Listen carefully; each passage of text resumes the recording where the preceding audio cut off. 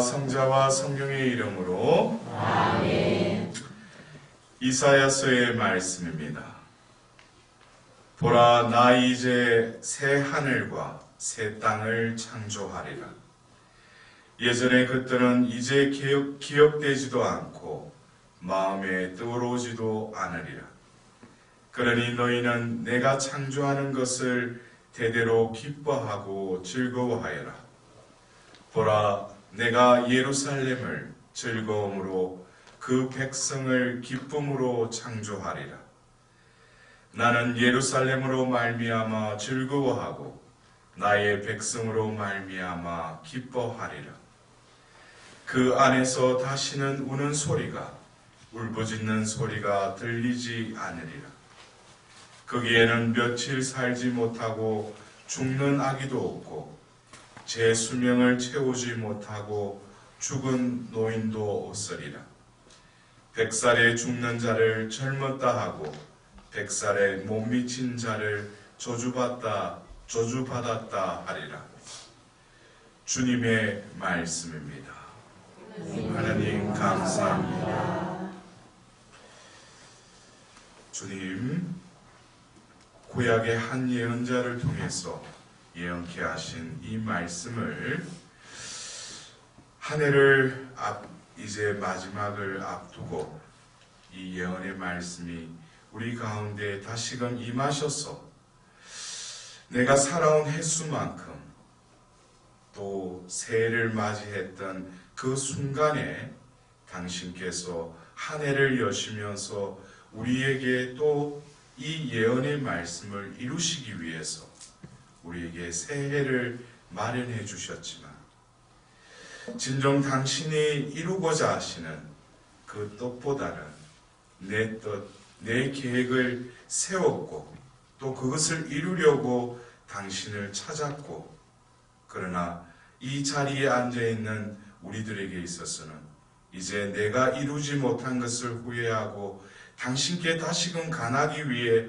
이 자리에 모인 것이 아니라 진정으로 당신께서 이루시고자 하시는 그 뜻이 이 새로이 나에게 마련된 이 새해에는 나에게 또 우리 가정에 우리 공동체에 이루어질 수 있도록, 그리하여 이사야 예언서의 그 나온 말씀처럼 나 이제 새 하늘과 새 땅을 창조하리라는 당신의 그 뜻이 이제 맞이할 이 새해를 앞두고 다시금 이 말씀을 되뇌이면서 이 한 해를 다시금 되짚고 당신 앞에서 주님 안에서 진정으로 감사하는 시간이 될 수 있도록 주님, 이 시간 이 자리에 모여있는 당신의 자녀들에게 한 해 동안 또 함께 하셨고 또 그 한 해 동안 이끌어 주신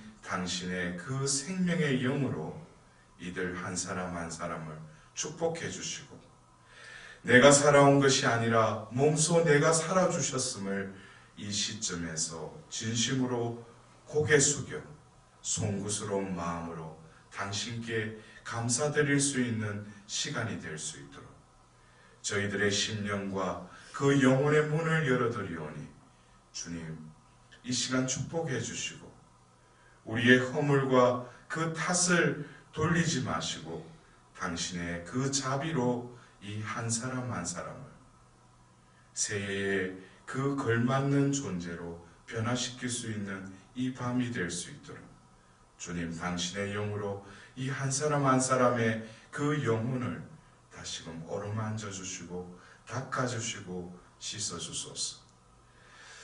어머니께서도 이 시간 우리와 함께 계심을 우리는 믿고 2000년 전 그 베틀레헴에서 아기 예수님을 안고 그 찾아온 목동과 또 동방 박사들에게 예수님을 내어주셨던 어머니 마리아요, 우리도 진정 어머니의 표양대로 이 한 해를 진정으로 예수님을 잉태하고 예수님을 낳고 예수님을 이 세상에 내어드리는 당신의 그 삶을 우리도 따라 살아갈 수 있도록 어머니신 마리아께서도 이 시간 특별히 저희들을 위하여 빌어주십시오.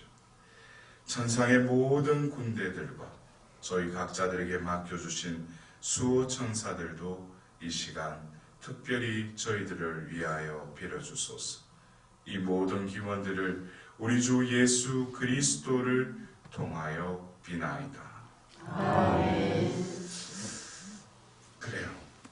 여러분들, 먼저 우리가 언어에 대한 유의일 수도 있는데, 우리가 그러잖아요. 이제 송년 지금 이제 이 해의 마지막 밤을 보낸다고 그러잖아요. 그리고 또 다가오는 새해를 우리가 맞이한다고 그래요. 근데 어떤 이 표현이 우리가 보내고 맞이한다는 것이 자칫하면은 내가 이 해의 주인인 것으로 느껴질 수 있어요. 아니, 내가 뭔데 이 한 해를 또 보내고 한 해를 어떻게 맞이할 수 있어요? 여러분들 한번 잘 생각해 보셔요. 하나님이 올해 나를 거두가셨으면은 이 한 해도 보내고 싶어도 보내지 못하죠. 또 새해도 뭐겠어요? 맞이하지 못하죠.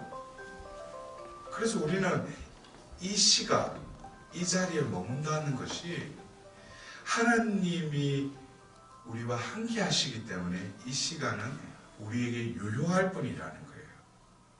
내가 어떻게 한 해를 지내온 것에 대해서 후회한들 하나님이 그 모든 것도 뭐예요? 다 알고 다 그것에 응당한 은총으로 우리를 감싸주시고 이끄셨기 때문에 내가 이 순간에 머물 수 있는 거예요. 그래서 우리는 한 해를 보낼 수도 없어요. 한 해를 맞이할 수도 없어요. 우리는 시작과 마침이며 알파요 오메가인 그분만이 이 시간과 모든 것의 뭐예요? 주인이시라는 거예요. 그래서 우리는 다시금 세속의 사람들은 이제 한 해를 또 마감한다고 또 보신각종 주변에 모여서 치는 종소리와 함께 한 해를 다사다난했다고 그럴지 몰라도 우리는 다시금 주님 안에서 시작과 마침의 그 주님 앞에서 우리는 이 한 해의 끝과 또 시작을 의미 부여를 해서 그분 안에서 우리는 이 지나온 한 해와 또 다가오는 한 해를 재조명해서 우리는 그것을 받아들여야 된다는 거예요. 그렇지 않으면은 우리는 매번 한 해 한 해를 지내면서 내가 한 해를 보내고 한 해를 맞이한다는 그 오류 속에, 착각 속에 이 한 해를 또 마무리하고 시작하는 우를 범할 수 있다는 거예요. 저는 그래서 이미 우리가 그리스도인으로서 우리가 가톨릭 교회에 속한 자로서 우리는 이미 대림 시기를 통해서 새해를 맞이했죠. 근데 우리가 지금 보내고 맞이한다는 것은 어떤 면에서 세속력에 의해서 우리가 이 한 해의 마지막이 되지만 우리는 이미 한 달여 전에 뭐예요? 대림 시기를 통해서 새해가 시작됐어요. 그리고 우리는 지금 8부 축제 가운데 7일째를 우리는 지금 지내고 있어요. 그렇다면은 왜 하나님께서 세속력과는 다르게 우리에게 그 한 달여 전에 이 대림 시기를 우리에게 왜 마련하셨는가? 그리고 한 해의 마지막인 그 대축일이 무슨 축일이에요? 그리스도 왕 대축일이죠.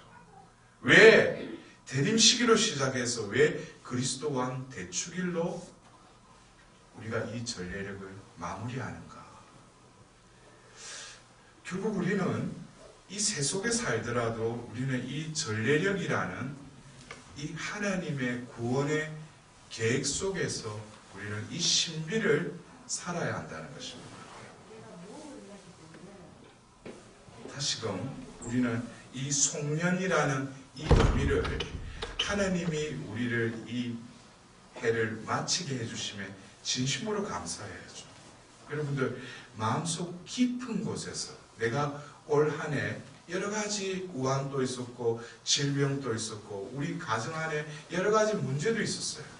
그러나 제가 말씀드렸듯이 이 한 해를 내가 끝을 마무리할 수 있다는 것도 하나님의 큰 은총이라는 거예요.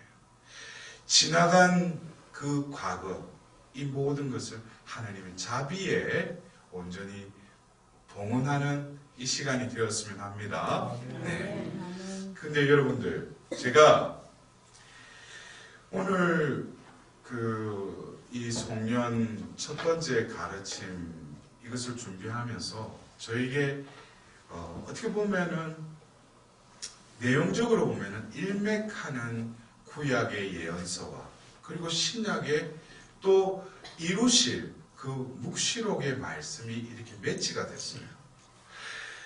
제가 시작 때 선포한 이 이사야서 65장 17절에 보라 나 이제 새 하늘과 새 땅을 창조하리라 그랬죠.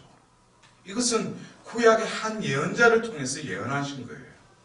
이것은 어떻게 보면은 우리가 새해를 맞이한다는 것은 하나님이 이 새로움의 주역으로서 새해를 통해서 내가 할 일이 있다는 거예요. 그것이 뭐냐면은 내가 이 새로움의 주역인 내가 이 새해를 맞이하는 너희들에게 이 새 하늘과 새 땅을 창조하리라는 거예요.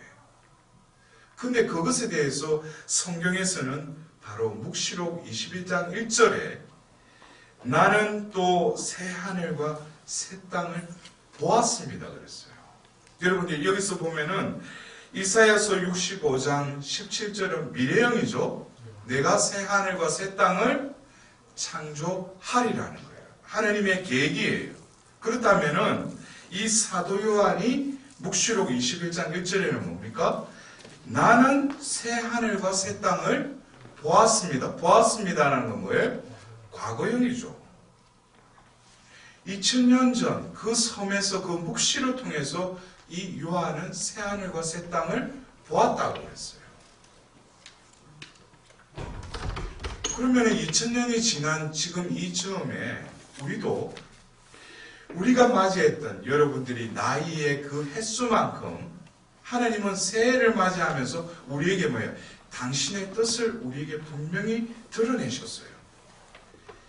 새로움의 주역이신 그 하나님. 여러분들 근데 여기서 여러분들이 새롭다라는 이 새자 있잖아요. 날아가는 새 말고 새로움의 이 새자. 이 새를 우리는 히라보로 보면 두 단어를 씁니다. 새롭다라는 의미를 히라보는 그리스어로는 두 단어를 쓴다고. 첫 번째가 네오스라는 그 단어를 써요. 또 한 단어는 뭐냐면 카이노스라는 단어로 이 새롭다라는 그 의미로 이 단어를 씁니다. 근데 겉으로 보면 똑같이 새롭다라는 그 의미를 가진 단어이지만 첫 번째 단어인 이 네오스라는 이 단어는 분명히 새롭다라는 거예요. 영어로 하면 new. 우리가 해피 뉴 이어 그러잖아요. 그건 new. 그러나 이 네오스는 한번 그 순간에 새롭다는 거예요.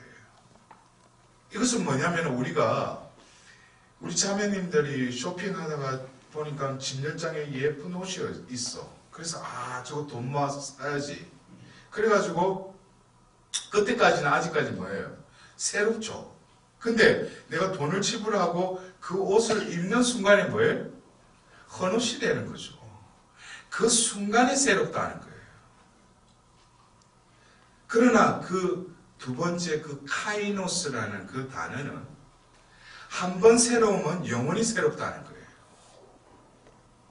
그래서 우리가 성경에서 그 등장하는 이 새라는 단어는 네오스의 이 단어를 쓰는 것이 아니라 카이노스의 단어를 쓴다는 거예요. 그래서 우리는 그 구약의 이 새자, 여러분들 아시는 분은 아시겠지만 에제키엘서 36장 26절에는 내가 너희에게 새 마음을 넣어주고 새 영을 넣어주겠다 그래요. 이때 새자도 네오스를 쓰지 않고 푸네오마 가이논이라는 카이노스의 의미의 새 영을 부어주겠다는 거예요. 그리고 예수님이 공생애 중에도 말씀 중에 보면은 새 포도주는 새 가죽 부대에 담아야 한다. 이것도 새자가 뭐예요? 카이노스의 단어를 쓴다는 거예요. 그러면은 지금 그 이사야서 65장 17절에 이 새 하늘과 새 땅, 그리고 묵시록 21장 1절에 나는 새 하늘과 새 땅을 보았습니다라는 이 새는 뭐예요? 네오스가 아니라 카이노스의 그 단어를 쓰고 있다는 거예요. 그렇다면은 겉으로는 새롭지만은 하나님께서는 진정으로 우리에게 새로움의 주역으로서 우리에게 새해를 맞이하게끔 또 자비로 그 새해를 살아가게끔 하시는 하나님은 이 새해라는 이 새를 어떤 이들은 네오스의 의미로 받아들인다는 거예요. 이거는 뭐냐면 묵은 해, 새해. 여러분들 그러죠. 묵은 해라고 표현하잖아요. 그거는 뭐야? 한벌 갔다는 거예요. 지나갔다는 거예요. 그럼 새해는 뭐예요? 뭔가 새롭겠지. 뭔가 새로운 일이 일어나겠지. 근데 하느님 편에서는 한 번 새로우면 뭐예요? 그 새로움은 영원한 거죠. 그러나 우리 인간은 뭡니까? 유한하다는 거예요. 이 시간과 이 공간의 제약 속에서 결국 우리는 노쇠하고 모든 것을 잃고 또 결국 우리의 존재는 소멸되는 유한한 존재이기 때문에 우리는 네오스의 의미로 이해할 수밖에 없지만은 성경에 나오는 이 새는 뭡니까? 바로 카이노스의 의미라는 거예요. 그래서 여러분들이 그렇습니다. 우리가 한 해를 지내고 이제 묵은 해가 이제 될 시간이 얼마 남지 않았는데 이제 더 이상 묵은 해 새해를 대비적으로 구분 짓지 말자는 거예요. 그래서 저는 대림 시기를 시작하면서 하나님께서 나에게 또 새로운 한 해를 마련해 주심에 송구스러운 마음으로 머리를 조아리며 하나님 자비에 다시금 부탁해요. 왜? 하나님이 아직까지 내가 구원받기에 하나님께 다시금 나에게 기회를 주시겠다는 거예요. 그래서 이 한 해만이라도 뭐예요? 내가 베푸는 그 은총과 은혜에 제발 순응하는 자녀가 되기를 간절히 바라신다는 거예요. 그래서 저는 한 해를 맞이하는 것이 너무나 송구스러워요. 여러분들 어떤 때 그렇죠. 우리가 교회사를 보면 많은 성인 성녀들 보면은 젊은 나이에 하나님이 특별히 또 데려가는 영혼들이 있어요. 그 성인이 살면은 많은 업적을 남길 건데 왜 그럴까? 그거는 하나님의 주관이겠지만 어떤 경우에는 뭐예요? 어린 나이에 데려가셔요. 왜 그래요? 이미 그 나이지만 인간적인 산술적인 나이로는 어린 나이지만 하나님 편에서는 뭐예요? 구원을 받기에 합당한 자가 이미 완성됐다는 거예요. 그래서 그 영혼은 뭐예요? 그냥 데려가시는 거죠. 어떤 영혼들은 뭐예요? 병고에 시달리게 하셔요. 제가 말씀드린 이 병고를 특별한 경우에는 구속사적인 어떤 의미로 어떤 이에게는 뭐예요? 그 고통을 예수 그리스도의 순환과 일치시켜서 그 고통을 허락하시는 경우가 있어요. 그리고 그래서 그 어린 나이에도 고통 중에 있다가 하나님께서 때가 되면 데려가셔요. 하나님의 눈은 구원을 하시는 분이시기 때문에 우리의 영혼을 뭐예요? 구원하기에 합당한 자가 되게 도록 우리에게 이 수명을 허락하셨다는 거예요. 근데 이것은 보편적으로 다 적용되는 거 아니에요. 어떤 사람은 또 일할 게 남아있으니까 또 허락하셔서 수명을 연장시키는 경우도 있지만 우리는 다시금 이 수명이라는 것, 나에게 주어진 이 생명이라는 것은 결국 우리가 그리스도인으로서의 이 생명은 생명으로 끝나는 게 아니죠. 마지막 목에서 와닿는 이 목숨이 끊어지면 우리는 뭐예요? 비로소 이 목숨이 끊어지는 순간에 우리는 무슨 숨을 쉬게 되는 거예요? 바로 영원한 생명의 숨을 쉬도록 하나님은 우리를 부르셨어요. 그래서 이 죽음은 끝이 아니죠. 마지막은 또 다른 시작일 뿐입니다.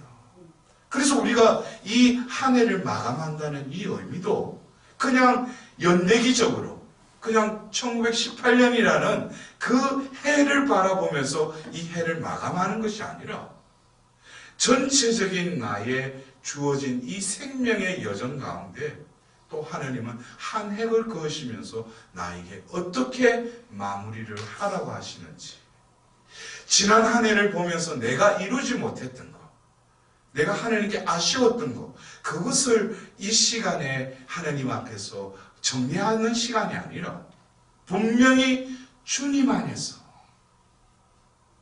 그래서 우리는 이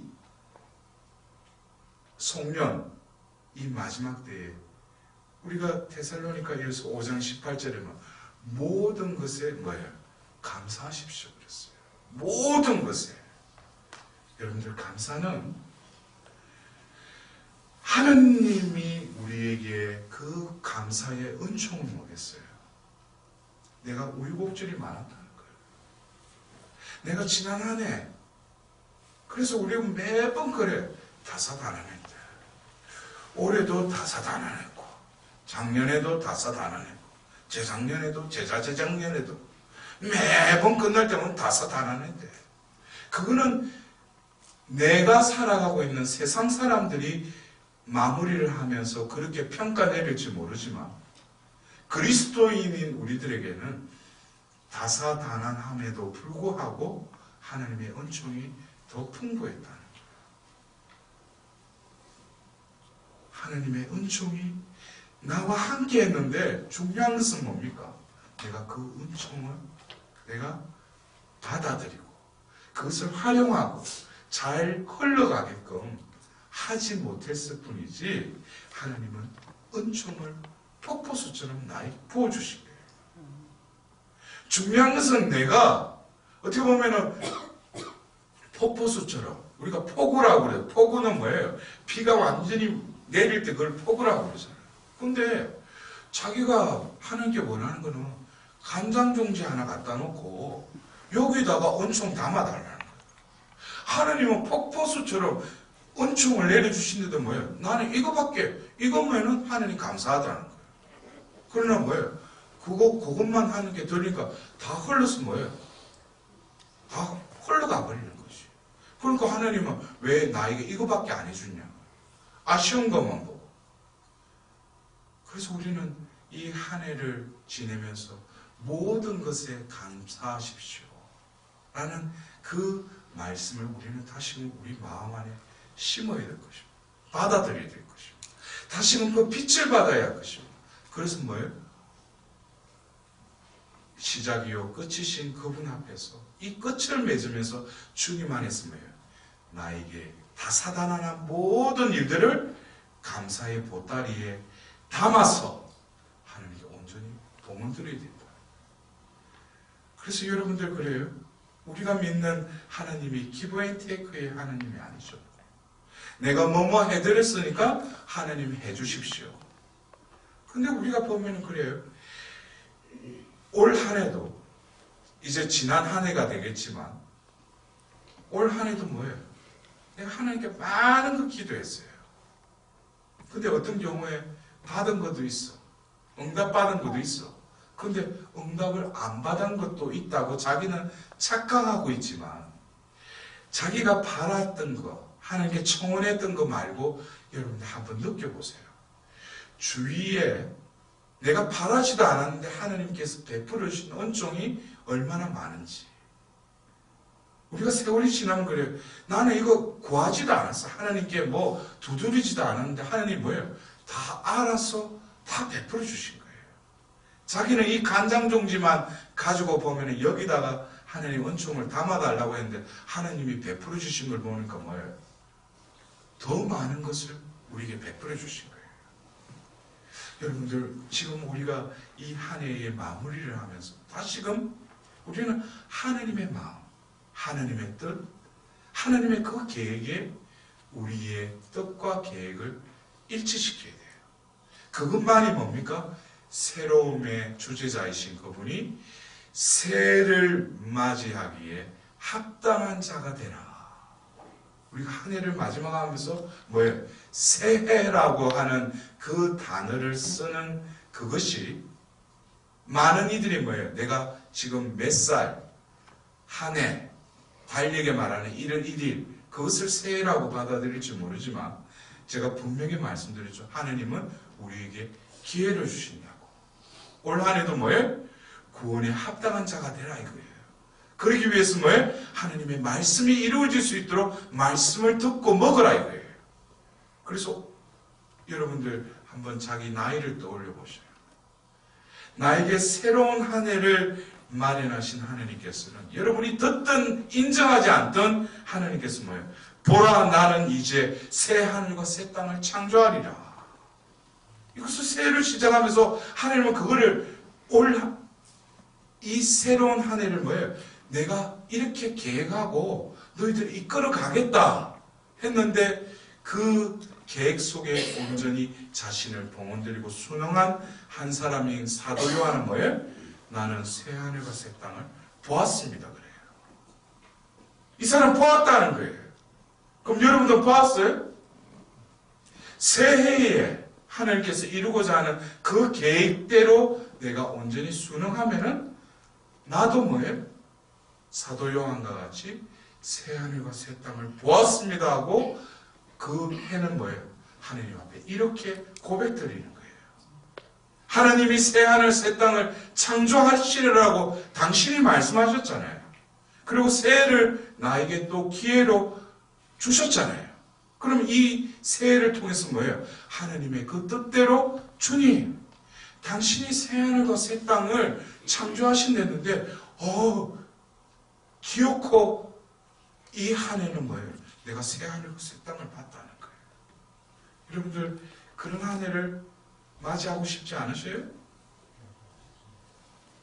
별로 맞이하고 싶지 않은가 보네요. 오늘 이 밤에도 또 아쉽고 또 했던 이 한 해를 또 해포를 풀고 새해에는 또 뭘 딜을 할까 싶어서 이 자리에 앉아 있다면은 여러분들 그래요. 하나님의 그 지경에 우리의 그것을 맞춰드리기만 하면은 하나님은 저절로. 그래서 분명히 우리가 구하여라, 두드려라, 청하여라 해도 다 이루어주시겠다 했잖아요. 그래서 우리가 그렇습니다. 우리가 요한복음 15장 4절에도 뭐라고요? 너가 내 안에 머물고 내가 너 안에 머물면 너가 청하는 모든 것은 이루어지리라 그랬어요. 여기서 분명히 뭡니까? 조건이라기보다도 전제되는 게 있죠. 너가 내 안에 머물고 내가 너 안에 머물면 너가 청하는 모든 것은 이루어질 것이다 그랬어요. 그리고 우리가 시편 1편을 보면은 시냇가에 심겨진 그 나무는 제때에 열매를 맺고 하는 모든 일이 잘 되리라 그랬어요. 여러분들 그렇게 살고 싶지 않으세요? 근데 왜 그렇게 못 살아져요? 그것은 내가 그냥 신자, 그리스도인이라는 그 조건으로는 불충분해요. 똑같이 시냇가에 심겨졌다고 하더라도 그 보이지 않는 그 땅 밑에 있는 뿌리가 뻗어져서 결국 물가에 닿아야 돼요. 그럴 때 물가로부터 오는 그 영양분을 받아들일 때 겉으로는 시냇가에 다 심겨진 나무지만은 그 물기를 빨아들이는, 온전히 받아들이는 그 뿌리를 통해서, 그 줄기를 통해서 그 가지에 둥그렇게 때가 되면 뭐예요? 하나님이 열매를 맺게 해주실 분이에요. 내가 이루는 게 아니에요. 열매는 하나님 것이지 내 것이 아니에요.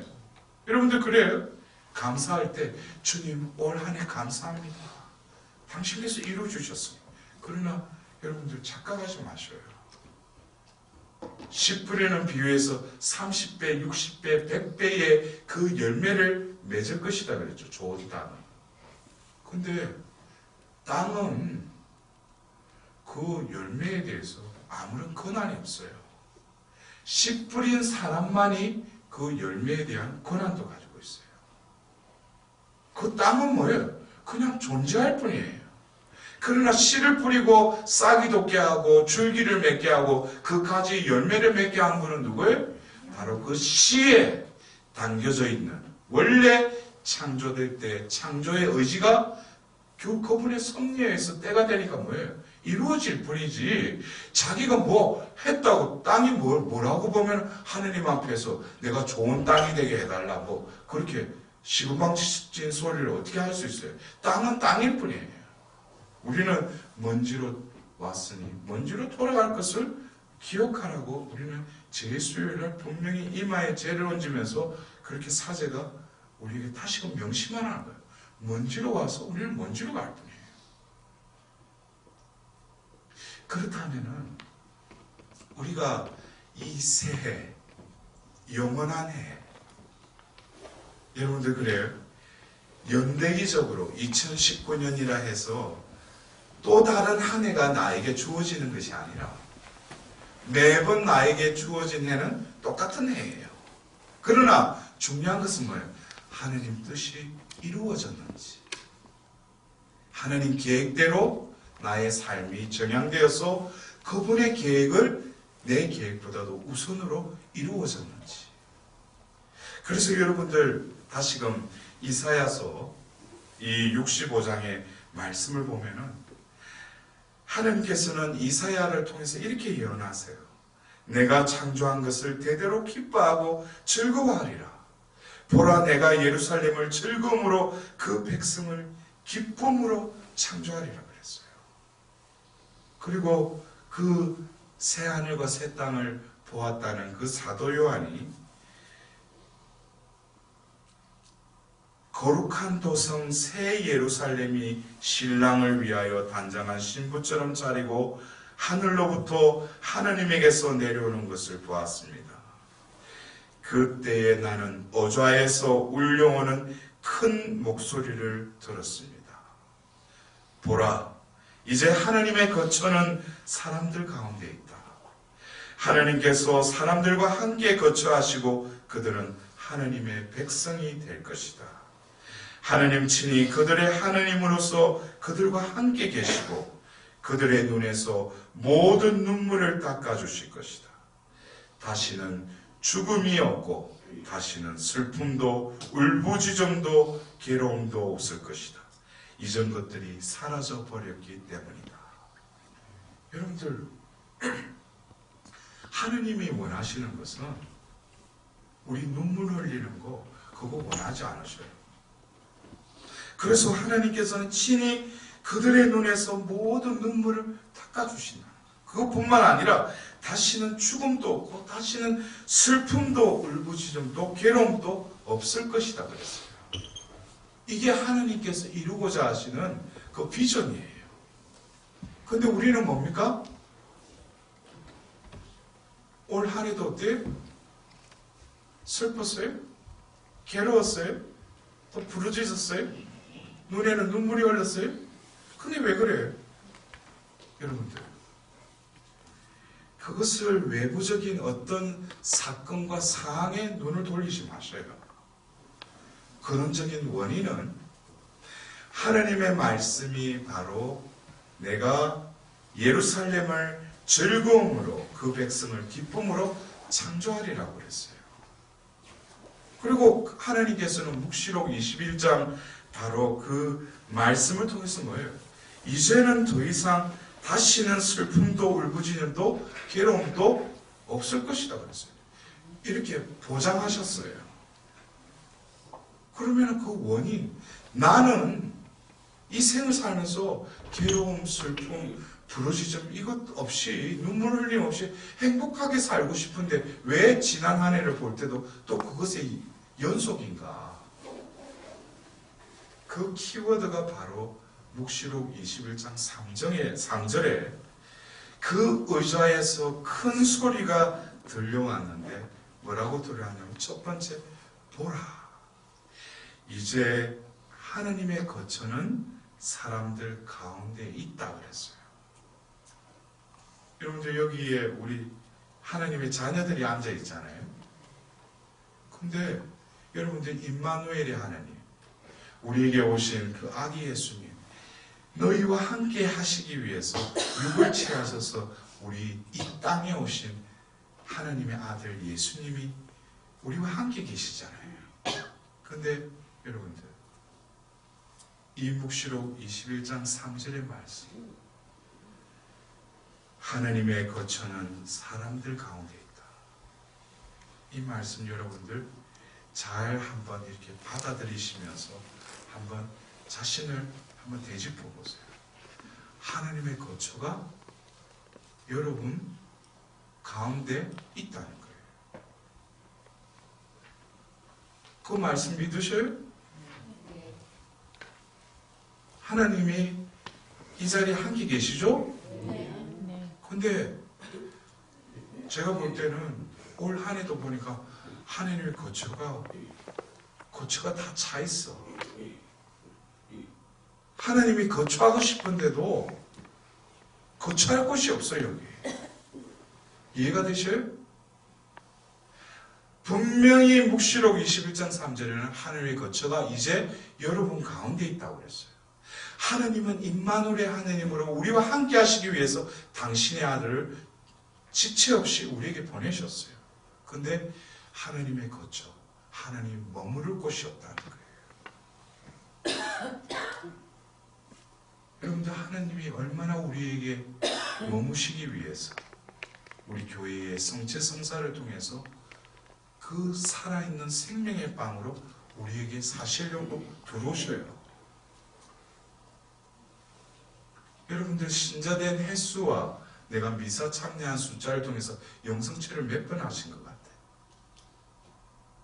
수백 번, 수천 번?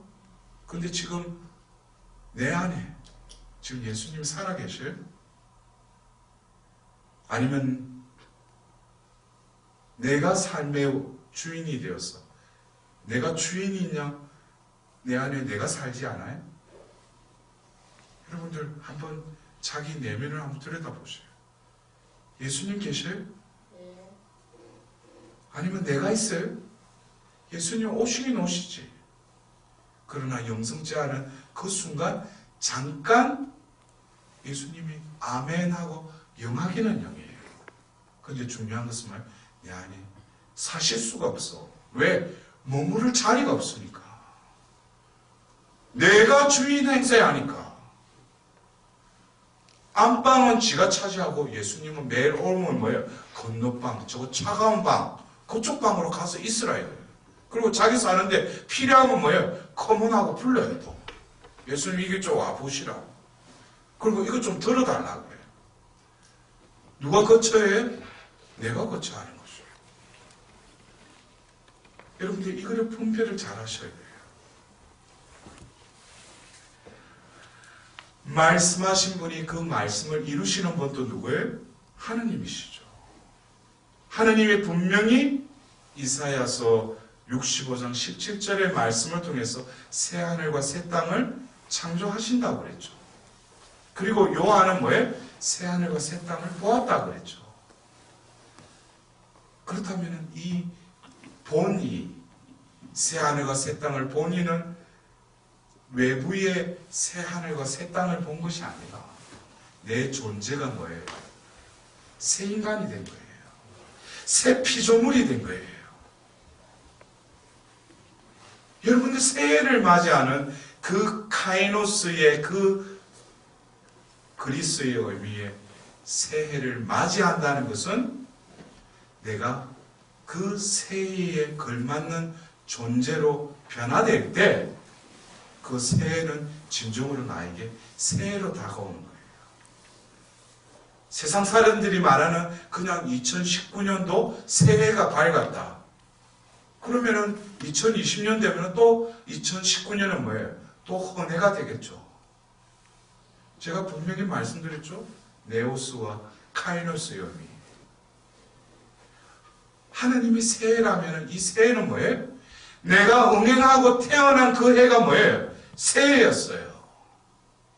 그리고 매번 나에게 마련해 주시고 기회로 살아라고 한 그 해도 뭐예요?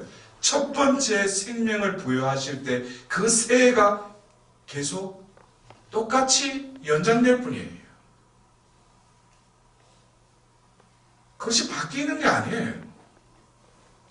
지난해 새해라는 그 표현은 우리는 그렇게 살면 안 돼요. 분명히 하나님은 나에게 새하늘 새 땅을 창조하셔서, 그리고 이 땅에 나를 생명으로 지으셔서 나를 뭐예요? 새 인간으로 살아나는 거예요. 새 피조물답게.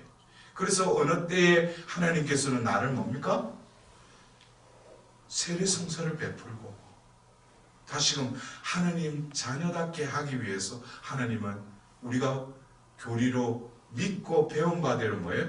세례를 받는 순간에 우리는 그 전에 지은 모든 죄가 어떻게 된다고 했어요?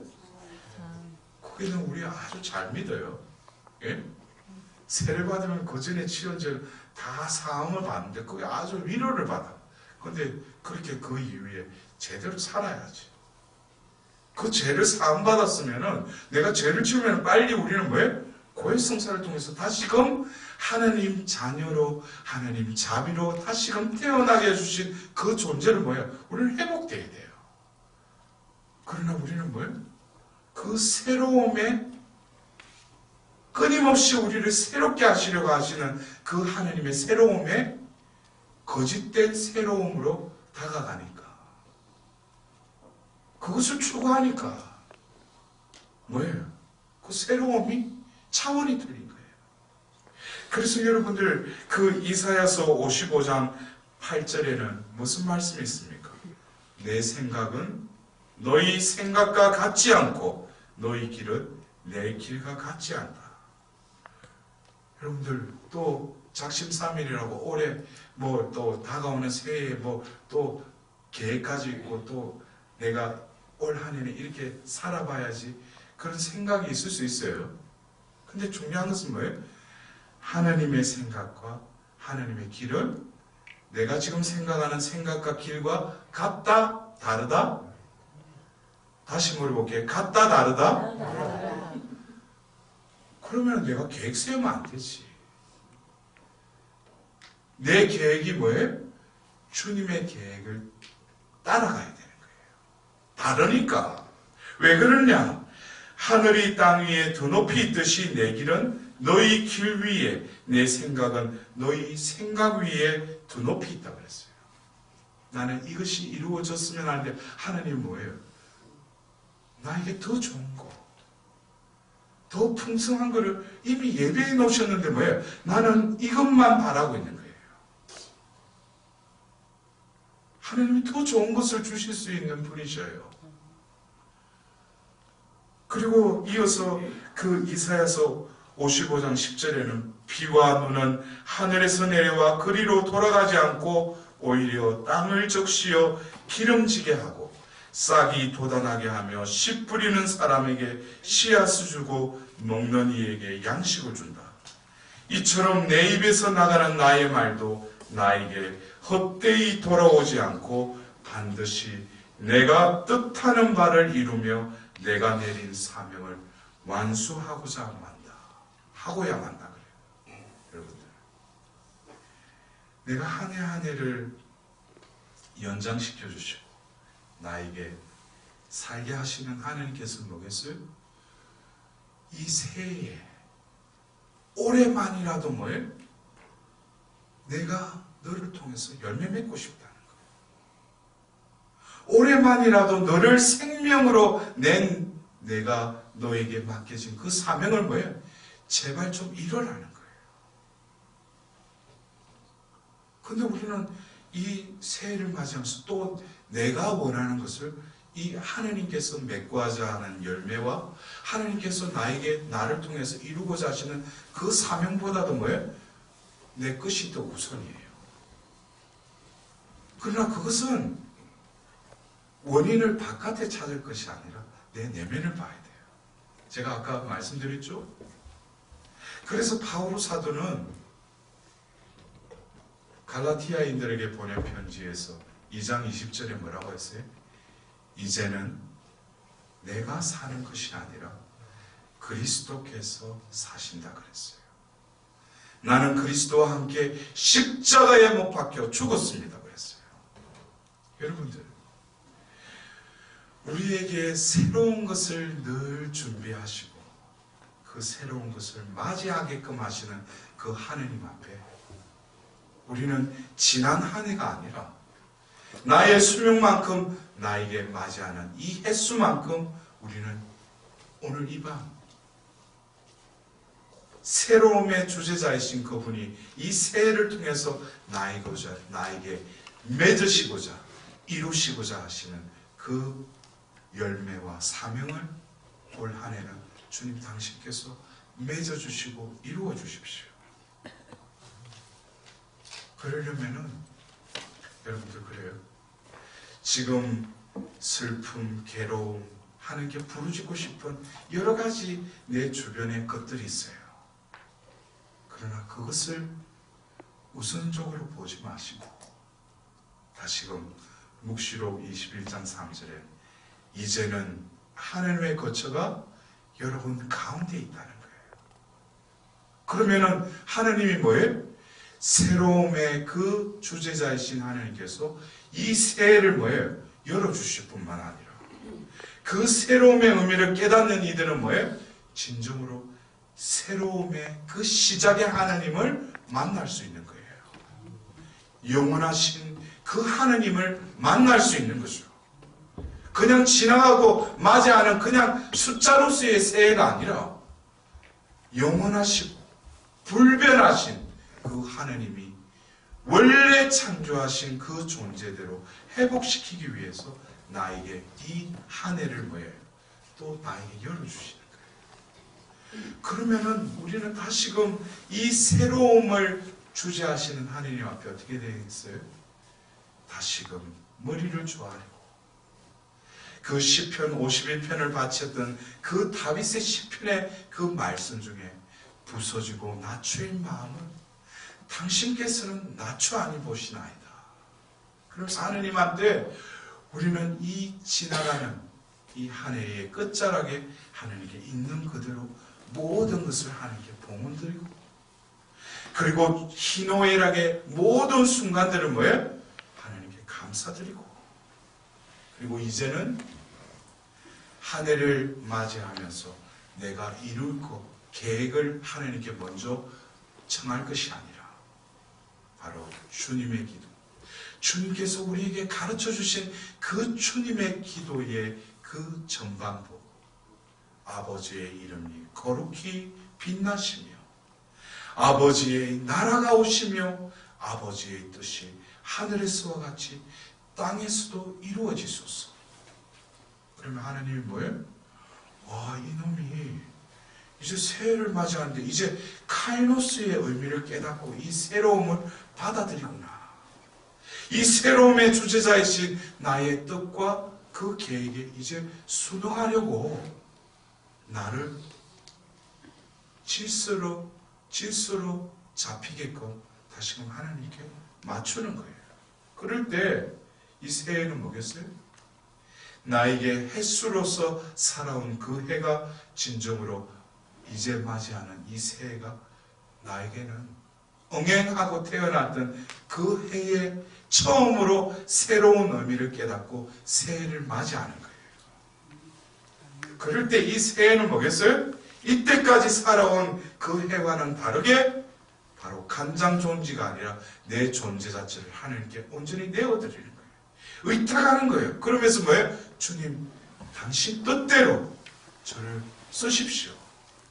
올 한 해 당신께서 나에게 예비하셨던 그 모든 것을 당신이 베풀어 주시고 당신이 온전히 열매 맺게 주십시오. 여러분들 이렇게 기도하면은 하나님이 뭐예요? 아주 즐거워하셔요. 제가 사목을 하면서 그 전에 우리 또 제가 성령의 은사 중에 또 치유의 은사 여러 가지 은사를 하면서 어떤 병든 이들이 오면은 그들을 치유해 주려고 그랬어요. 근데 지금은 그 병이 우선이 아니에요. 그 존재가 구원받는 게 더 우선이에요. 그래서 제가 요즘 그 곳곳에 가면은 우리 신자들이 결국 내가 살아가야 될 존재됨은 사도다. 내가 성령을 받았으면 사도가 되어야 된다. 그러고 나서 안수를 해주니까 이 사람들이 이제 뭐라고 하나님께 기도하냐면, 주님, 그 사람이 어떤 사람은 암 환자, 어떤 사람은 집안에 어떤 문제, 또 어떤 불치의 병을 앓고 있어요. 그런데 그것을 하나님께 구하는 것이 아니라, 주님, 제가 영원한 생명을 받기에 합당한 자가 되게 해주십시오. 제가 이 생을 통해서 이제 당신의 뜻을 이루는 사도가 되게 해주십시오 하고 기도를 받는데 치유가 일어나는 거예요. 그래서 이게 제가 그래서, 주님이 제가 치유를 위해서 기도한 게 아닌데 왜 이렇게 치유가 일어납니까? 했는데 제가 그런 마음에 그런 말씀이 들리는 것 같았어요. 이 표현은 제 생각일 수도 있고 하나님의 영감일 수도 있는데 그런 거예요. 아니, 그전에는 지가 원하는 건데 나한테 와 뭐 계속 해가지고 어떤 때는 줬어. 근데 또 병 낫게 하면 또 죄지을 거 뻔히 아니까 내가 그냥 병 놔둔다 이거예요. 근데 와가지고, 주님, 이제 당신 뜻대로 살고 당신의 뜻을 이루는 사도로 도구로 써달라고 하니까 하나님 보시니까 그런 거예요. 그래, 네가 이제 좀 내 뜻을 알아듣는구나. 그러니까 뭐예요? 그래, 내 사도로, 내 도구로 쓰려면 병신을 데리고 못 쓰지. 그러니까 뭐예요? 병도 낫게 해주고 말은 필요한 은사도 주시는 거예요. 아멘. 그런데 이걸 아셔야 돼요. 내 눈에 보이는, 감지되는 그것을 하나님께 구하는 것이 아니라 내 존재를 지으신 분이, 거두가시는 그분이 다 알아서 하셔요. 그렇다면 하나님께 가장 현명한 것은 뭐예요? 당신 뜻대로, 당신의 계획에 순응하는 자가 되게 해달라. 그럴 때 하나님이 더불어 뭐예요? 내가 이 사람을 당신의 도구로 쓰기 위해서는 지금 이 사람을 보면 경제적인 어려움이 있어. 이것 때문에 잘 안 돼. 근데 이제 그거를 구하는 게 아니라, 주님, 이제 내 남은 여생을 주님을 위해서 온전히 봉사하고 사도의 삶을 살겠다 그러니까 하나님이 써먹으려면 먹어요. 경제적인 축복도 내려주시는 거예요. 그러나 하나님께 구했던 그것은 뭐예요? 올곧어야지. 주님의 뜻대로 살려고 그러고 하나님의 뜻대로 뭐예요? 온전히 봉사하고 사도의 삶을 살아갈 때 뭐예요? 하나님은 계속 그 본질에 필요한 다른 것들은 뭐예요? 하나님께서 더불어 다 채워주시는 거예요. 그거를 깨달아야 돼. 그래서 우리는 이 새해를 마무리하는 이 송년의 이 해의 마지막 날, 첫 번째 뭡니까? 모든 것에 감사하십시오. 모든 것에 감사하십시오. 그리고 아쉬워하지 마셔요. 그리고 뒤돌아보지 마셔요. 이미 이 해는 지나갔어요. 그러면 우리가 할 수 있는 하나님께는 뭐예요? 감사드리는 거예요. 그리고 바울 사도는 바로 그 데살로니가 그 1서 5장 18절에 모든 것에 감사하십시오 하고 나서 바로 이어서 말하면 성령의 불을 끄지 마십시오 그랬어요. 성령의 불을 끄지 마십시오. 성령의 불이 내 안에 활활 타오르려면 바로 등불의 그 심지를 머금고 그 심지의 불을 계속 타게 하는 그 기름이 있어야 되겠죠. 우리가 종말에 관한 예수님의 그 비유의 말씀 중에 슬기로운 5처녀, 어리석은 5처녀의 무엇을 가지고 있고 가지지 못했어요? 다들 아시네. 기름은 보이지 않아요. 그 안에 있기 때문에. 그러나 그 심지에 불이 붙고 계속 활활 타오르는 것은 바로 기름이 있어야지 불이 계속 탄다는 거예요. 우리 신앙의 기름. 바로 그것은 하나님의 현존이에요.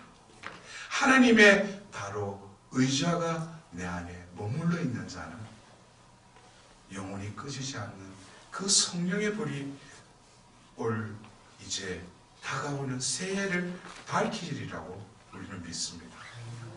활활 타오르는 그 불이 내 안에 슬픔도 괴로움도 울부짖음도 더 이상 없고 이제 어둠도 엄습하지 못하는 그 밝은 대낮의 그 빛이 이제 새해를 바뀔 것입니다.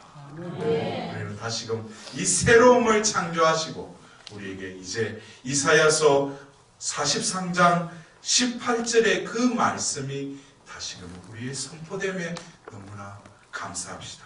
예전의 일들을 기억하지 말고 옛날의 일들을 생각하지 마라. 더불어서 이사야서 65장 17절에 보라 나 이제 새 하늘과 새 땅을 창조하리라. 우리에게 주어진 이 해를 살고 이제 하나님께서 나를 거두실 때 주님께 우리는 고백해야 할 것입니다. 묵시록 21장 1절 나는 새 하늘과 새 땅을 보았습니다. 영광이 성부와 성자와 성령께 성부와 성자